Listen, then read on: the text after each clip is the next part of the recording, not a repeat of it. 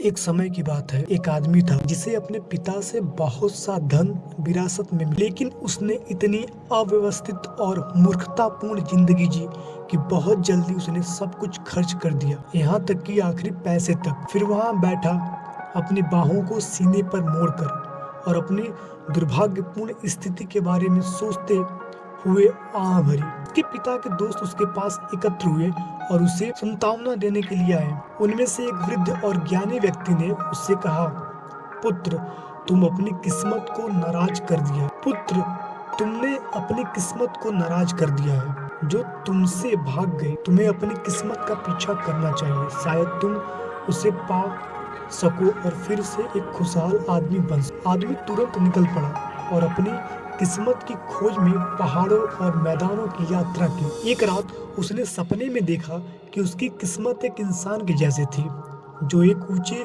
पहाड़ की चोटी पर मुंह के बल गिरा हुआ था और लगातार आह भर रहा था और अपनी छाती को पीट रहा था, जैसे उसने किया था। सुबह वह उठकर उस पहाड़ की ओर चल पड़ा। रास्ते में उसने एक परियों के शेर को देखा, जो मिट्टी की टीले पर बैठा था। डरो मत इंसान, शेर ने कहा, आओ और अपनी किस्मत से मिलो, वो बहुत बुद्धिमान है। फिर शेर ने उससे कहा, अगर तुम उसकी मदद से मेरी बीमारी का इलाज ढूंढ पाओ तो मैं तुम्हें बहुत बड़ा इनाम दूंगा। मैं 7 साल से बीमार हूँ। आदमी ने वादा किया और अपना रास्ता जारी रखा। जल्द ही वह एक सुंदर बाग में पहुंचा, जिसमें हर प्रकार के फल थे। उसने कुछ फल तोड़े और खाने की कोशिश की, लेकिन वे सब कड़वे थे। तभी बाग के माली ने आकर पूछा, तुम कहाँ जा रहे हो? मैं अपनी किस्मत को खोजने जा रहा हूँ, आदमी ने जवाब दिया। माली ने कहा, कृपया अपनी किस्मत से पूछो कि मेरे बाग के लिए क्या उपाय है। मैंने पेड़ों की ग्राफ्टिंग की, पुराने पेड़ों को काट दिया, नए लगाए, लेकिन फिर भी कुछ फायदा नहीं हुआ। अगर तुम्हारी किस्मत इसका कोई उपाय बता सके तो मैं तुम्हें बख्शीश दूंगा। आदमी ने वादा किया कि वह अपनी किस्मत से पूछेगा और फिर अपना रास्ता जारी रखा। कुछ समय बाद वह एक भव्य महल में पहुंचा, जो स्वर्ग के जैसे बगीचे में स्थित था। महल में एक सुंदर कन्या अकेली रहती थी। तुम कौन हो? कन्या ने पूछा, और क्यों आए हो?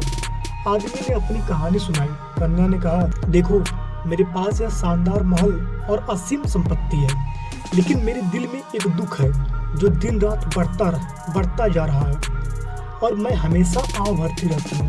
कृपया अपनी किस्मत से पूछो कि मेरी दुख कैसे दूर हो सकता है। अगर तुम मुझे खुश करने का उपाय लाओ तो मैं तुम्हें अच्छा इनाम दूंगी। आदमी ने वादा किया और अपना रास्ता जारी रखा, जब तक वह उस पहाड़ की चोटी पर नहीं पहुंचा जहां उसकी किस्मत मुंह के बल गिरी हुई। उसने अपनी स्थिति और दुखों को किस्मत के सामने रखा और किस्मत ने उसे ध्यान से सुना। फिर उसने कहा, सब कुछ ठीक हो सकता है क्योंकि तुम इतनी दूर मुझे खोजने आए हो। आदमी ने फिर वह सब पूछा जो उसने वादा किया था और उत्तर प्राप्त किए। अब क्या तुम मेरे साथ नहीं जाओगे? अब क्या तुम मेरे साथ नहीं आओगे? आदमी ने पूछा। पहले जाओ, कहा किस्मत ने, मैं तुम्हारे बाद आऊंगा।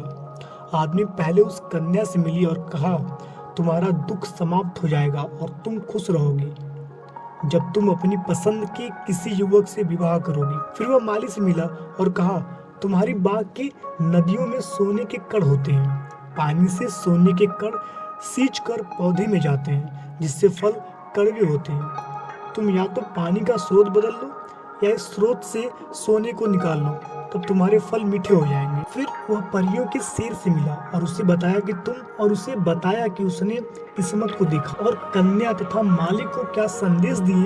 कन्या ने तुम्हें क्या दिया? शेर ने पूछा। उसने मुझसे कहा कि मुझसे प्रेम करने लगी है और मुझसे विवाह करने का प्रस्ताव दिया, लेकिन मैंने मना कर दिया। माली ने तुम्हें क्या दिया? शेर ने फिर पूछा। उसने सोने को निकाल कर मुझे दिया, लेकिन मैंने उसे मना कर दिया क्योंकि मैं नहीं चाहता था कि यह भारी बोझ मैं उठाऊं। और तुम्हारी किस्मत ने मेरी बीमारी का क्या इलाज बताया? शेर ने पूछा।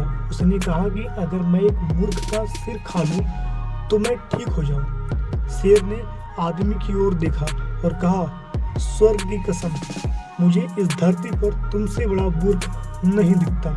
और शेर ने अपनी पंजे से उसके सिर पर वार किया और उसे एक मुंह में निगल लिया और इस तरह मूर्ख मर गया। इस कहानी का संदेश यह है, जीवन में कभी किसी मूर्ख से दोस्ती मत करना। अपनी किस्मत की खोज में तुम कई चीजें पाओगे जो तुम्हारे लक्ष्य के रास्ते में पड़ी होगी, लेकिन याद रखो तुम्हारा लक्ष्य रास्ता ही है और रास्ते में तुम्हें वह सब मिलेगा जो तुम्हें चाहिए। जीवन के उपकारों को स्वीकार करो और कभी भी मूर्ख मत बनो।